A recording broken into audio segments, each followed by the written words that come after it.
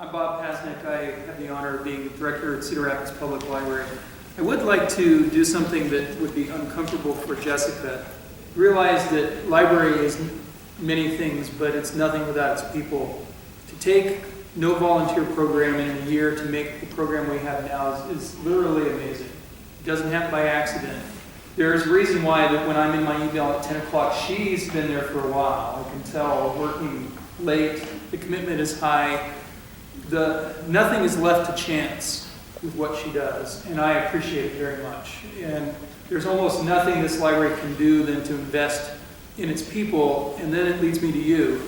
There are staff members who are here because it's our living, and those who give their lives to it because of their passion, not because of the thousands of dollars in cash and prizes.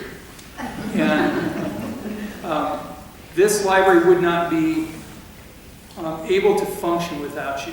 There are days when on occasion volunteer doesn't come, and now we understand that it's something we can't do without. You're our best advocates. You talk up the library and the community better than anybody, and you just plain make the experience that our customers have a very high one. And so I just wanted to thank you for what you do, for the commitment that you put forth. And now I'm going to give the program over to Susie to talk about how these folks all got involved in the public library anyway. Okay, well, thank you so much for coming today. We're going to try and just speak loudly. If that doesn't work for you, raise your hands and then we'll start using the microphones. But if we can project, I think that we're going to prefer to do that just because we only have 2 mics here. I'm Susan McDermott, and I'm one of 3 trustees that are here. Jade Hart is here behind some of you, and Harriet Kolinsky is down in the middle of the table. And we're all thrilled to be here. We all, as we were in the hiring process for Bob, were very interested in finding a director that was interested in having a volunteer program because the trustees were absolutely convinced that it adds a lot to a library. And I think that we were definitely right. We're really pleased to have that today. We're going to have some stories from people today. I have some questions, and so you'll get to hear a little bit about their background, a little bit about what they think about the library, and so that's going to be great. And then at the end, we'll try and leave some time, so if you have some questions, we'll have time to handle those too. I'd like to start by having the panelists all introduce themselves. If you tell everybody your name and your job title, and then the number of years you've been with libraries, and then the number of years you've been with our library. And I'll let you go first. Hi, I'm Amy Kriz-Ackman, and I'm the Design and Marketing Specialist at the library here, and I've worked at the Cedar Rapids Public Library for almost 34 years.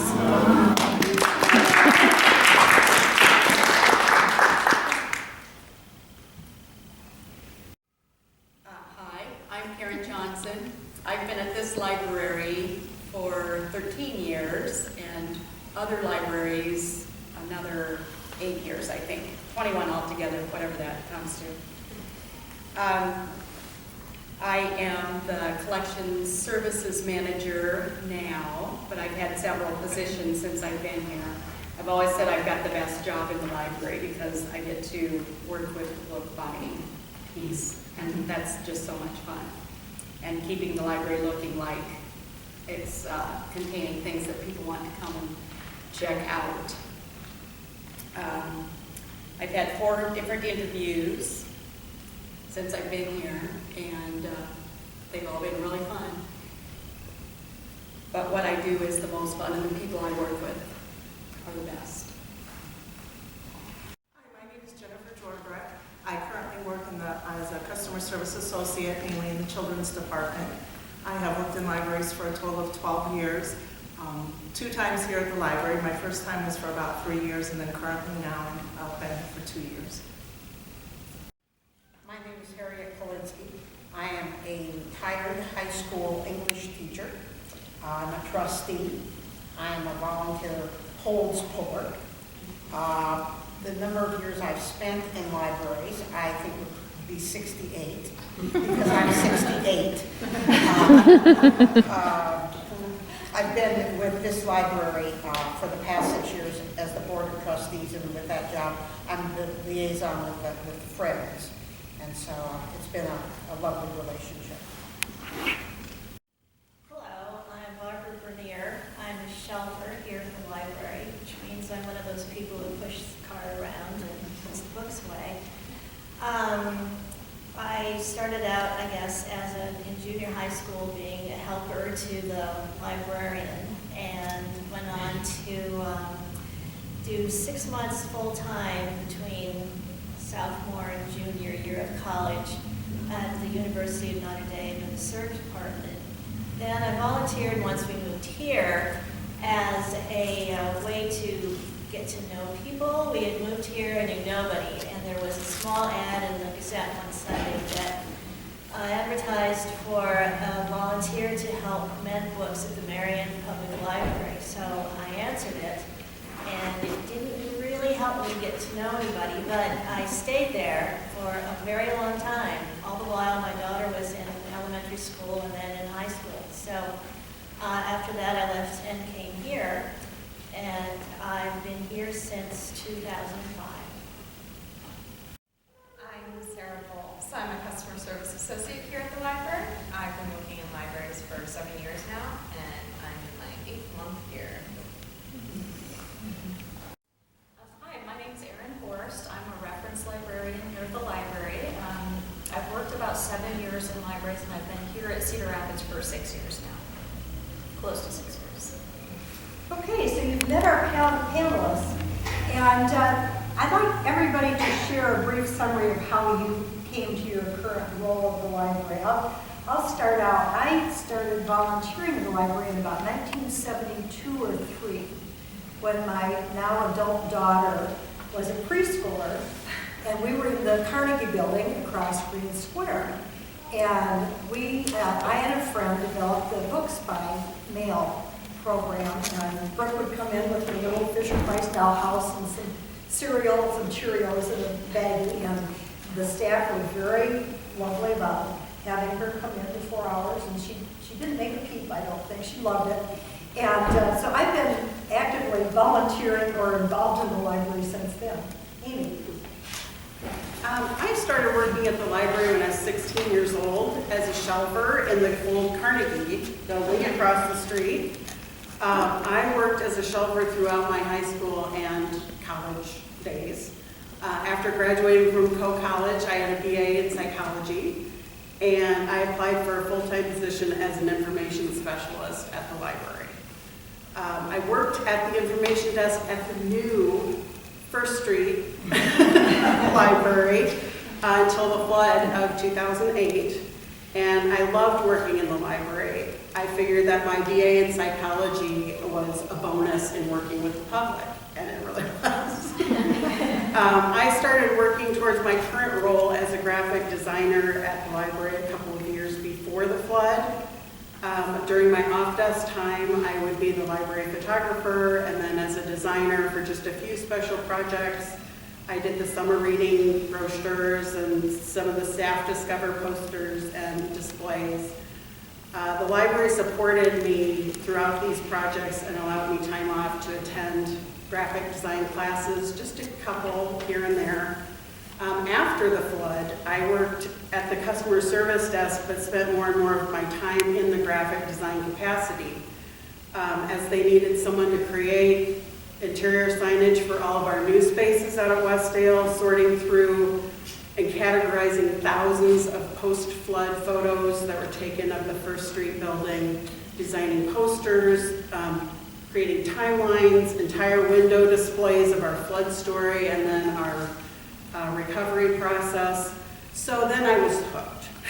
I found out that I wanted to be a graphic designer. And I wanted it, and I wanted more. And so I started regularly attending graphic design workshops and individual classes. I did them on my own time, and I also was supported by the library during the time that we were at Westdale Mall. And with the support of the library, I actually registered for the Kirkwood's graphic design program, and I earned my graphic design certificate in 2012. When a job opened at the library then for a full-time graphic designer later that year, I applied for it and I was hired. So I am in my second year now of being the design and marketing specialist, and I love my job.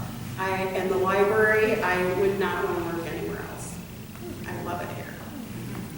That's great. Karen? And I have to echo what Amy said. I've worked at a couple of other places. I worked for the regional system when the regional library was here in Cedar Rapids. And it was great fun. I got to visit all the libraries in Lynn County and 8 other counties surrounding Lynn. Then I was the director at the Manchester Library, a smaller library, which was very enjoyable and rewarding, but it was always my dream to work at Cedar Rapids. So I thought if any job ever came open in Cedar Rapids, I was going to apply. And I did that, and the job was for material selector. It was the very first, it was a newly created position, so got to pop right into Cedar Rapids and start ordering the materials for the collection. And I knew it was the best job in the world, and said, I'm there, I'm staying. So it has been a great position, and it's a great library, as you all know. I also came into the library world by answering a want ad. I was a stay-at-home mom with my 2 boys and loved doing that. However, wanted a little adult conversation as well, so I answered an ad in the paper for a shelver. So I started here as a shelver, and I really enjoyed that. And if other children were crying, they weren't mine. So that was just added bonus. I kept on shelving, so I really enjoyed that. I then worked at the circulation desk and in the children's department for the first time I was here. Then when I was 6 months pregnant with my 3rd son, the position at the Ely Library opened, so I was director there for 7 years. And then my family decided to move back into the Cedar Rapids area, and I as well wanted to be a part of the opening of both our branch and main library here, and a position opened up in children's, which was the exact position I had left, so I applied and was fortunate enough as well to get that position. I grew up in Mason City, River City, Iowa, you may know it by, and it has, for a town of 30,000 or 28,000, just a lovely little library on land that was donated by General Hanford McNider. And so from being a wee child, it was a constant trip that Mom took my sister and me to visit, and we had, books were just such an integral part of our lives. My children and I we did come to the Carnegie, but more the little tiny shoebox branch on 1st Avenue and 32nd Street. You remember where that was? And that was our storybook time, and that's where they would get things more times than coming downtown. I taught high school English, the honors sections, and AP primarily, and so my school years were always taken up with reading papers, not books. So in summertime, then it was just reading books, and my kids were, all of them, kind of voracious readers. I had several people encourage me to join the school board 6 years ago, and I was interested in what they were doing at that time. They were looking to refurbish the First Street Library, and so I just sat in on some meetings, and it was time that some of the people were leaving, and so I applied for that position.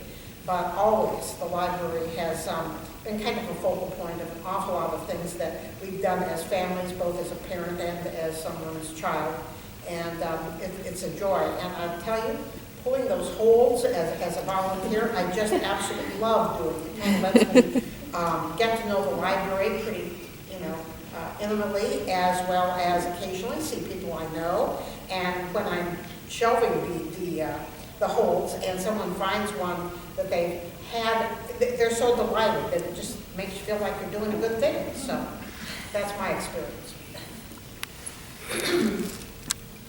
Well, I told you that I answered an ad for a volunteer job, but the second ad I answered was again in the Gazette for the shelving job. Several years later, teaching, which wasn't very successful at all. This just seemed like a much safer bet. So I started as a 15-hour shelver and lasted at that for 2 years, and then someone above me retired from the 20-hour shelver, so I applied for that and got it at that time. And that was on Christmas Eve, as a matter of fact, in 2007, so you could call it my Christmas present. I started working in libraries when I was a student at Wartburg, and I thought it was really interesting, but I wanted to learn more about it, so I took a summer internship at the Waverly Public Library the summer of 2008. So the library wasn't really just a library anymore, and I really saw how the library can change its the role it plays in a library, or in a community, especially in a time of great need. So I eventually did go on to the University of Pittsburgh to earn my Master of Library and Information Science. But following that, I wasn't certain exactly what I wanted to do next, so I did a year of service in the AmeriCorps, where I learned an awful lot about volunteering. And at the end of my term of service, I ended up moving back, still uncertain of what to do. So I actually became a volunteer at the library for about 1 week before I was hired in my current position. Well, I moved up here in June of 2008, actually, for this job. After I got my master's degree in library science in May of 2008, I was hired here a couple of weeks probably before I graduated. And so my husband and I moved up here second week of June, probably 2008. My first day was supposed to be June 16th. And that didn't happen. There wasn't anywhere to actually meet. So my actual first day ended up being June 19th, a few days later at West End Mall, right above the Chick-fil-A. So it was kind of an interesting start. I didn't have a lot of expectations about how long they would keep me. I figured there's not a building anymore. I probably shouldn't worry about unpacking. But they kept me, and I stayed. And it's been kind of a wild experience ever since, but I would say that this staff is incredibly dedicated, and that's one of the primary reasons that they kept me here, is just they were the little staff that could, and just kept going even through really, really difficult things that people went through. And one thing that really stood out to me was that I had so many staff members coming up to me during my first couple weeks and saying, "I'm so sorry, this must be so stressful for you." And it was really, they were going through this horrible thing, and I was kind of just new and didn't have this emotional connection to the First Street building. I had my interview there, and that was the only time I ever saw it. So that level of kindness is an incredible thing to experience. They were so great about me that they were really the ones who were going through the harder part of it. So yeah, that's really one of the biggest things that's kept me here is the dedication of the staff. I have another question that a couple of people may be interested in answering, and some others might want to chip in. That's about libraries. And that's what surprised you most when you started working at the library, Sarah? I thought that the division of labors was really interesting. I worked in a lot of libraries where, you know, if you're reference, you answer only reference questions. If you're circulation, you only check in and out books. And I thought it was a really great opportunity for everyone to get more hands-on experience by, you know, answering a few reference questions, helping people go find books, trying to solve tech problems. So I thought that was a really interesting take on the library world. Barbara, do you have something to add to that? My most surprising thing still happens all the time. Not that I'm a very naive person, but it still happens. I'm still amazed that even though my job is rather as part of the environment or the wallpaper, so to speak, I'm not really noticed that much as a shelfer. People come in and they have something in mind or they don't, and they just see the environment behind them and go their way, and I'm kind of invisible. And so I, you know, kind of come to terms with that. That's fine. And as a very shy person, I'm fine with it. Really, I am. But every once in a while, it becomes very clear that I'm not that invisible to people. They'll come up and they'll call me by name. And it's like they're a relative. You know, it's, oh, Barbara. Look, I put my book away. You know, they're so proud of themselves for what they've done. Or they'll see me in stores, and you'll see this glance of recognition as you go past them, and they don't stop and say anything, ever. But they'll go past, and you know it's more of a recognition than just nodding at somebody in, you know, as a friendly way as you go past. And I figure it's because they see me here. And I see an awful lot of people, so I don't always recognize them. But it's just very odd to me. It doesn't occur very often. But we are well known, more than we could ever imagine. Does anybody else have anything that they remember that was a big surprise or shock to them? If not, let's talk a little bit about the library. Harry, do you want to tell us something that you wish the community knew about the Cedar Rapids Public Library? Well, there are a couple of things that I wish. Number one, I wish people knew how easy it was to use the parquet. And how easy it is to use the parking meter machines, or whatever you call those things. I do know that signage is on the way for the parquet, and I'm exceptionally excited about that. And I think that will help people be willing to go into that cavern and park there, because it's not hard, but occasionally without signage. And like the one day that I lost my car in there, and the people, very cold day, and I had to go down to the main office, and one of the gentlemen who works for the city had to go find my car and then call her. But I think that won't happen as often to people when you see where you are and take note of that kind of thing. The other thing that I wish the library, for the library, is that more people would be aware of the wonderful class offerings that we have, the wonderful opportunities for new and different things, as well as the opportunities to check out books that are available, both as books and e-books. And as that comes on more and more and more, I hope more people get more comfortable with that as well. Erin? Yeah, and I would kind of agree with Harry, where I wish that people knew what a wide variety of services we have. I think people tend to come in and they have their, you know, one or two things they do. They run in, they pick up their bolts, or they run in and use the computer for a little bit. And they don't quite know all the other things that we do. The other one is much more earnest, is that I wish that people knew just how much we're dependent upon by a lot of people in this community. We have people who, the library is the only place where they're going to have access to a computer with an internet connection. The only place where they can get books for their children. Maybe the only warm place they can go for the day, or for some especially isolated people, we may be the only social interaction they have for the day. So I think that kind of gets lost sometimes in all of the stuff that we do. And so I wish that people knew more about that.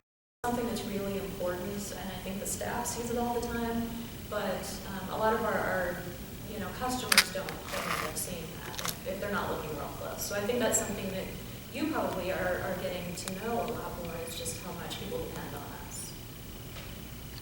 Are there other things that other panelists wish that people knew about the library? I don't know if people know that they can check out magazines, digital, on the computer at home. I just don't know if people know about that. One of the things I wish is that people would all spend maybe half an hour with the web page and find out all the stuff that's there, because if you start pushing all those buttons, you find out a lot of wonderful things. And I think maybe people don't, give themselves that little bit of time to kind of experiment and play around with it. Because I think, I have friends and neighbors that I know don't know you can reserve books that way, that the card catalogs. I just don't know if people realize the full potential of that website, or that it's, that it's there. Anything else?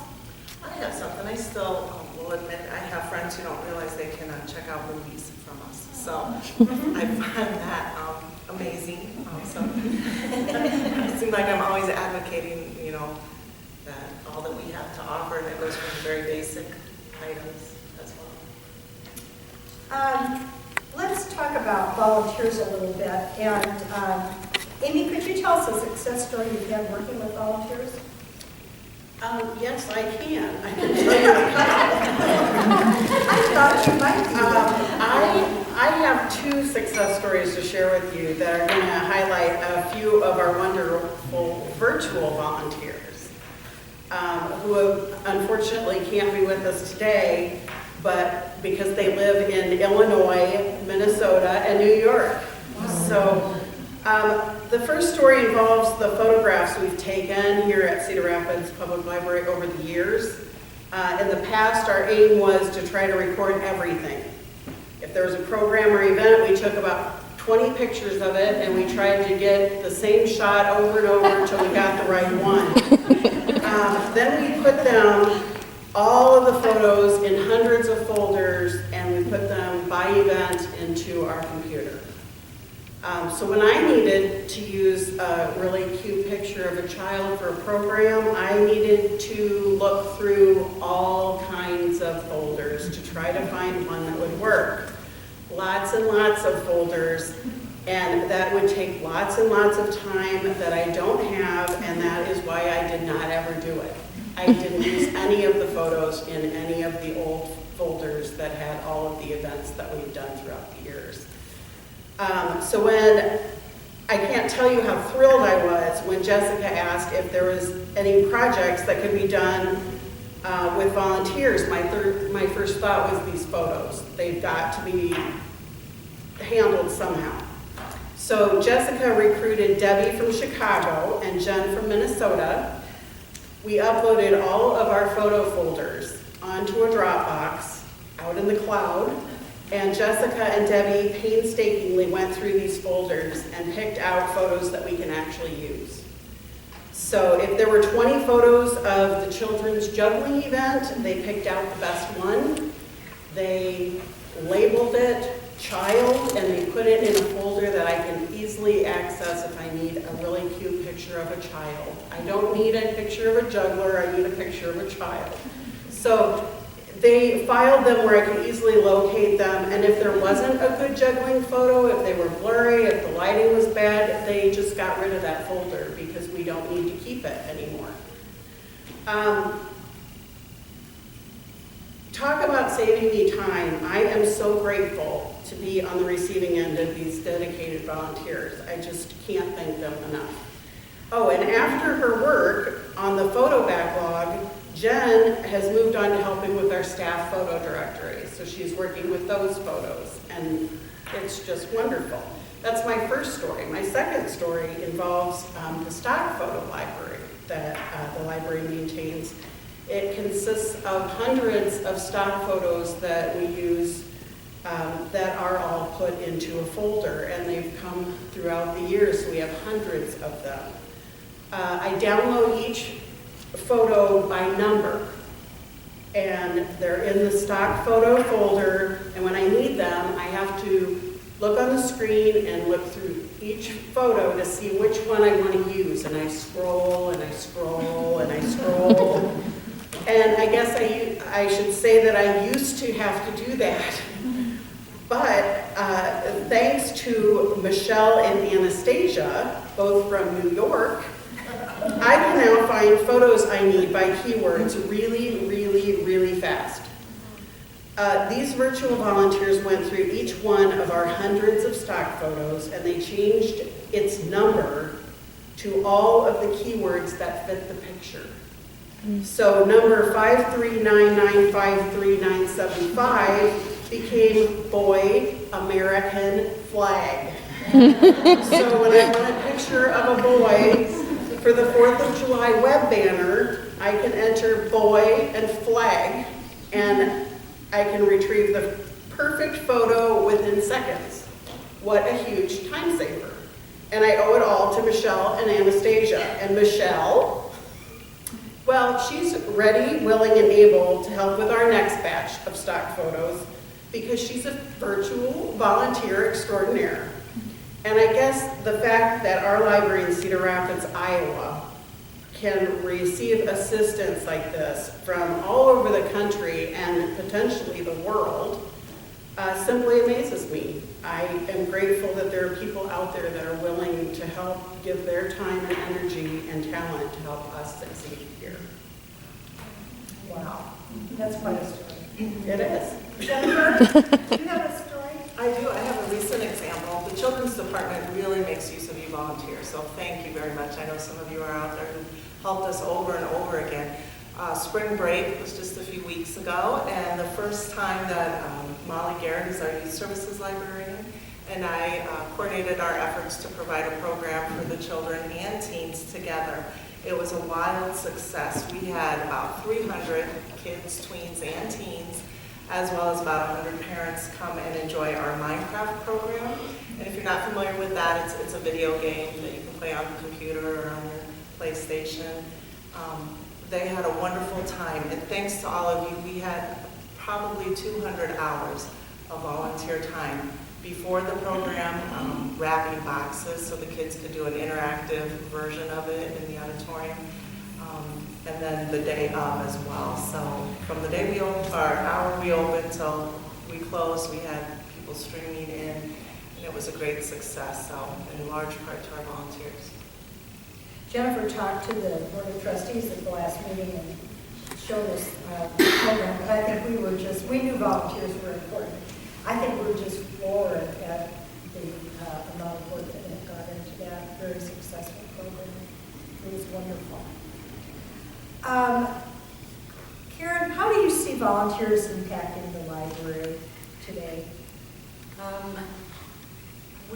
When we started talking about having volunteers, our original hopes for the benefits from what volunteers can do for us were having enough helpers and assistants so that our staff weren't run ragged or leaving the library despite being terrifically dedicated just because they ran out of energy and couldn't serve all of our customers. We knew it was going to be busy here and at lab.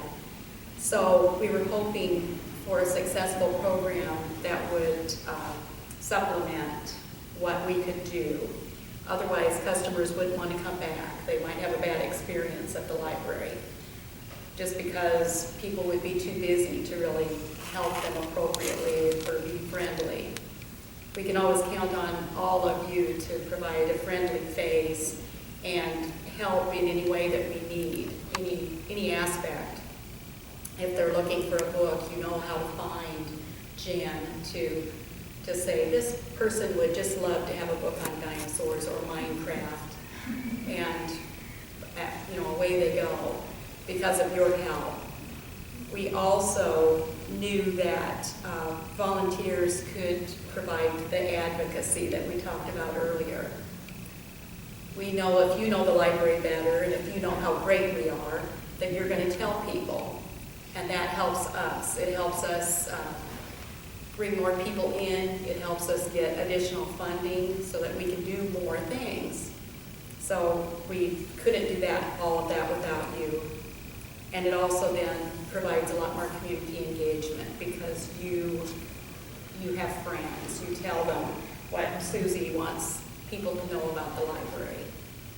It just helps in so many ways that we're looking for more capacity. Now, when you guys provide more services to us and to our staff, we can do more things as the librarian aspect of it. We can go out to the community more ourselves, do more off-sites, do more reading programs. So we can't thank you enough.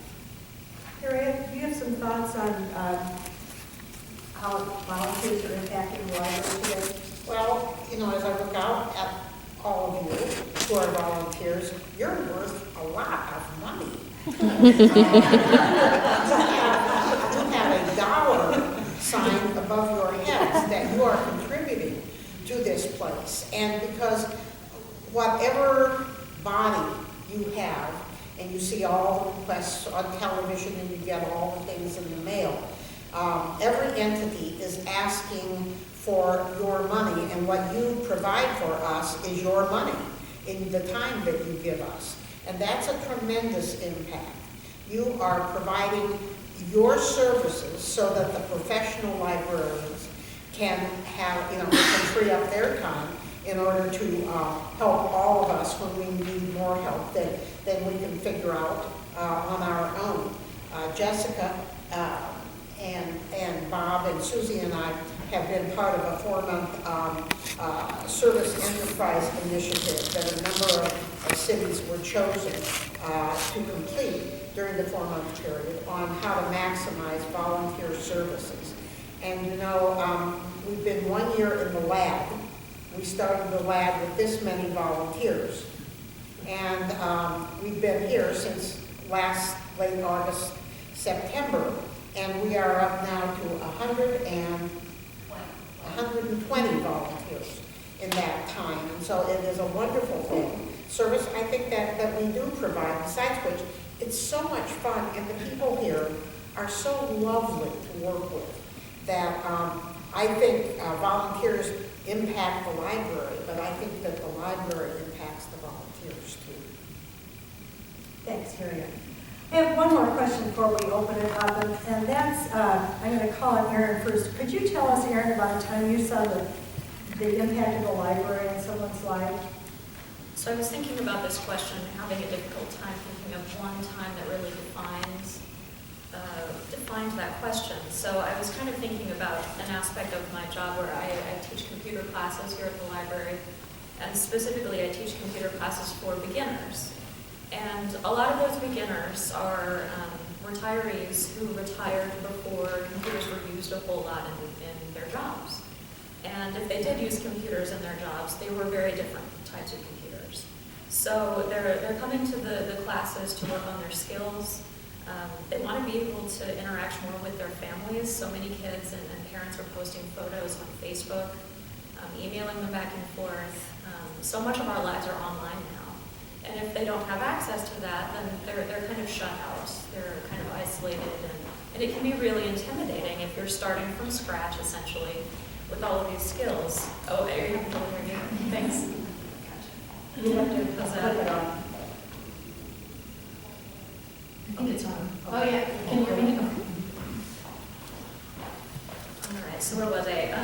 So it can be a really overwhelming thing for people to try to learn these new skills. And essentially starting from scratch, sometimes asking family for help isn't the best thing to do. A lot of them are saying, my son is really sick of me asking these questions. Can you help me with this?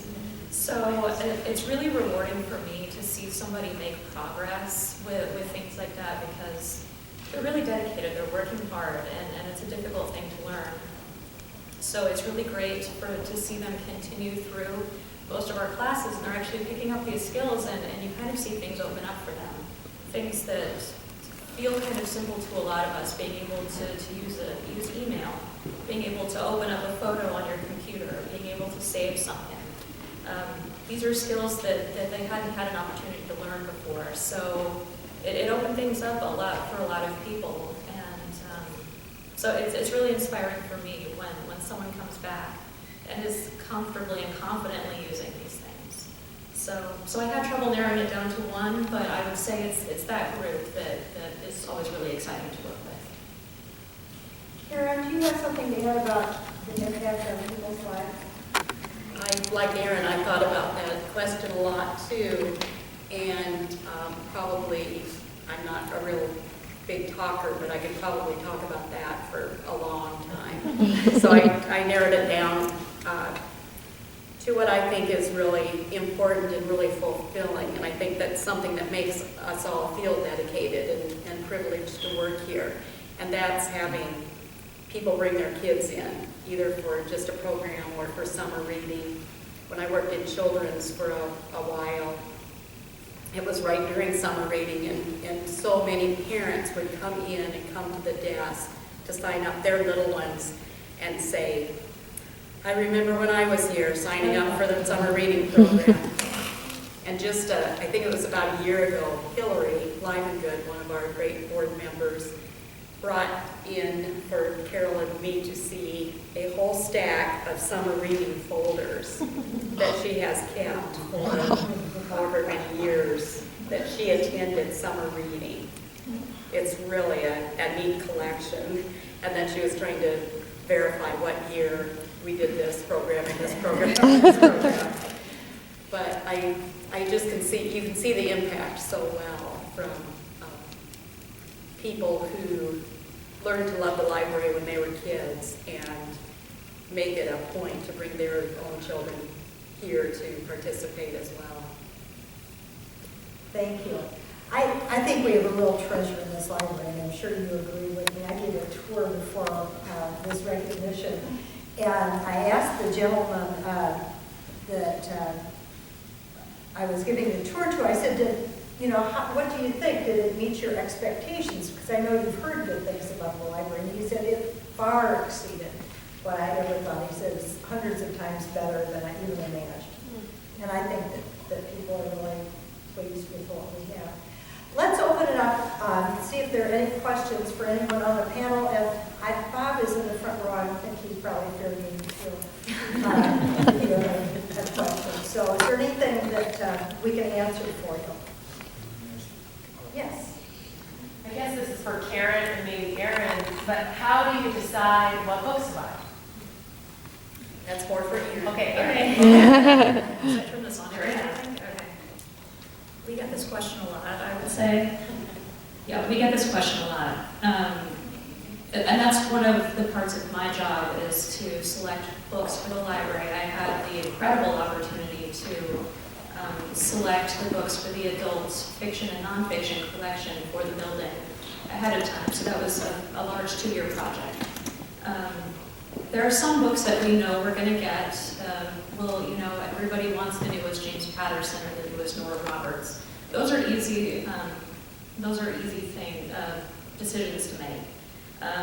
More of my time is spent reading book reviews, looking through lists of upcoming books that are coming out, trying to catch things that are the potential bestsellers and the potential award winners. Filling in series is a big thing. Fiction is all about series right now, so trying to catch all of those is quite a job. So it's something that I spend a lot of my time doing is just trying to predict what people are going to want. And we do get a fair amount of professional journals that will give us a lot of book reviews. And you'll see things like the New York Times book reviews. I'll check NPR sometimes to see what they've been doing. So I try to just cast a really wide net and try to find the best things that I can that I think people are going to be interested in. Great. Any other questions? Yes. I have a follow-up on that. Oh, Do you yeah. have a certain amount allocated to nonfiction and young adult? I mean, is somebody giving you a budget for each department? At this point, we've been living off of FEMA money for a lot of our book budgets, so it's not quite as tight as it probably would be in a normal year. I would say, at least since I've been here, we've had FEMA money supplementing our book budget. So that hasn't been as much of a concern while I've been here. I think that will change quite a bit after the FEMA money has to be either spent or it's gone by December of 2014, I think is the month. So after that, it will probably tighten up a lot, and we'll have to start allocating a certain dollar amount for each section. And what about requests, Erin? Yes, we love requests. If you have requests, we're so happy to have them. When we first opened, I was pretty nervous about whether people were going to like the collection or not.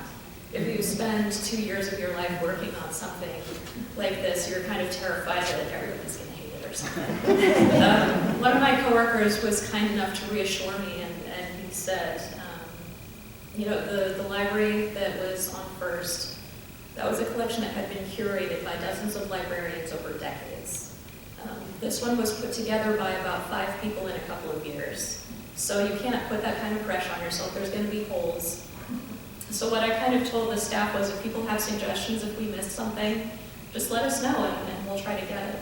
So we're always thrilled to get those. And There are a lot of books now that are self-published or, just ebooks that aren't necessarily showing up in those book reviews.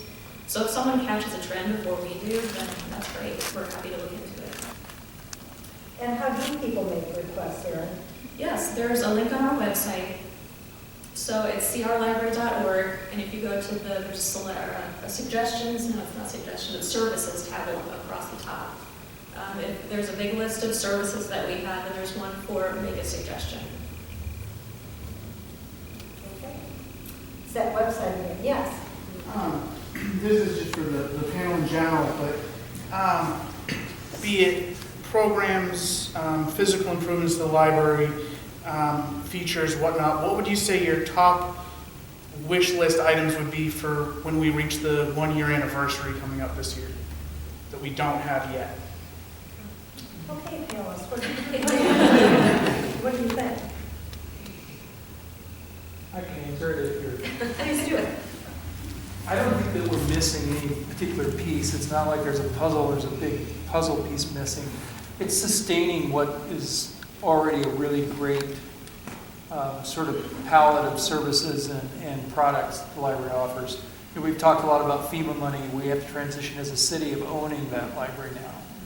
And so great book collections don't happen by accident. You allocate every year hard work and budget towards making a great meal like a chef does. So it's that advocacy to step forward and say a good library collection needs X% renewed every year. I mean, you want the fresh stuff, right? People have read through what we have, and then the latest book comes out, they want to get their hands on it. So it's that transition to a sustainable platform that really, I think, is the next piece for Cedar Rapids. Other questions? Yes. I don't know the difference between the Friends of the Library and the Library Foundation. Want me to take it? Yes. I'm Kate Guyton. I'm the Executive Director of the Library Foundation. I also get to sit in on all the Friends board meetings, so I'm aware of their organization as well. So you're right that we both raise money for the library. A good way to think about it is the Friends, they're a little bit more grassroots fundraising, so they're making their money for the library through things like $10 memberships, book sales, other kind of smaller, sort of wide, bigger net of fundraising. And then the foundation goes after some bigger fish. So we work with people on leaving the library in their estate plans, for example. So you can remember the Library Foundation in your will to make sure that the library has funding into perpetuity. We also work with corporations to get major sponsorships for programs that the library, innovations that the library wants to put forward that might be outside of what that city funding allows the library to do. So a recent example would be the tablet program that the library just launched in March. They're lending LeapPad Ultra product in the children's, and then the Nexus 7 tablets for adults. And we were able to get 2 sponsors to help defray the cost in this first year so that everyone falls in love with the program and next year can be part of the budget, right? That would be the goal. But we help the library go above and beyond that public support and really shine the way that a lot of you help the library shine as volunteers. So we definitely work together. A lot of Friends members become great foundation donors. We do a joint newsletter where we explain what's coming up in the library and how people can get involved philanthropically and certainly through volunteerism as well. So we definitely work together, but it's a little bit different. That was a good question, thank you. Other questions? Yes. I notice in my tours that there are becoming nameplates on the chairs. How do you get one of those? First, I would like to say that one lucky person that's here or part of the volunteer program is going to be winning a nameplate tonight. So that's one way that you can get one of these. This is our first time giving away a nameplate. During our capital campaign to help build this library, you could give a certain dollar amount and get onto our donor wall. And that's pretty much done. We're no longer, adding names to that list. But we are still accepting donations, and you can recognize your gift on these chairs. And that's at the $2,500 level. So the few chairs that you see named in the front row, just really, really great supporters. And I'm just happy to be able to contribute one for a lucky volunteer tonight, because you all definitely deserve that kind of recognition. It's another great question. Yeah. Anything else? Any other questions? Yes. Probably to Aaron, it's a follow-up on the book request. Okay. Busy night for me. Say a request comes in for a book. Sure. You do not have in stock, you have no interest in, but the client really would like it.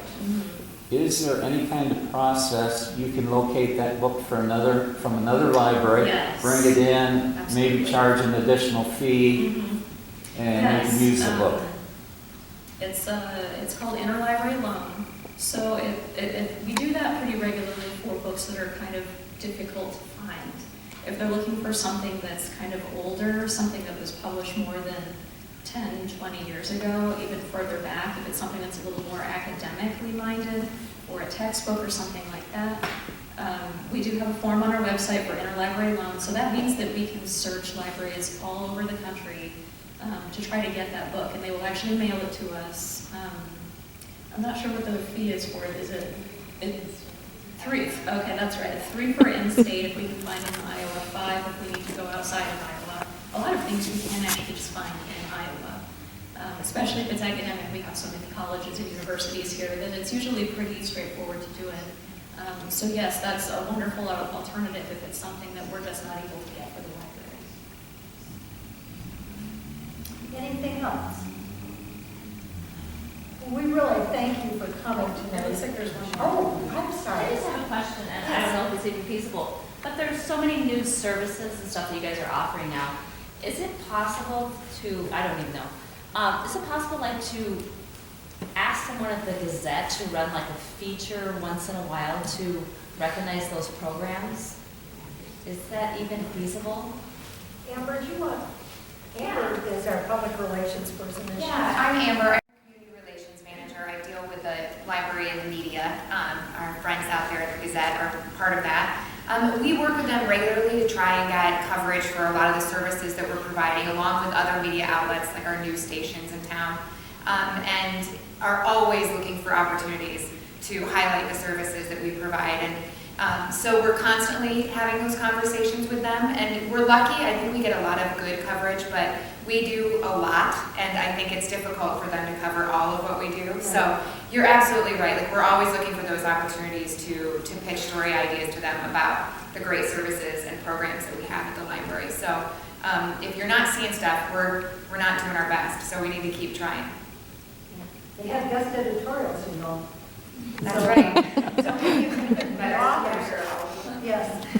Oh, I'm a great letter to the editor. I don't know that. I don't know if y'all realize it, but we can advertise it just with the volunteers here. I try to do a tour of the library on the first Saturday of every month at 10 o'clock in the morning.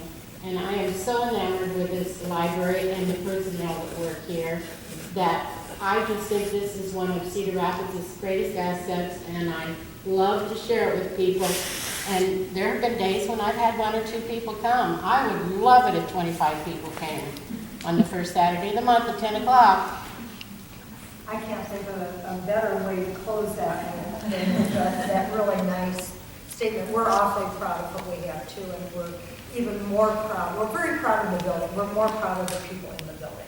That is really what gives the library its heart. Thank you so much.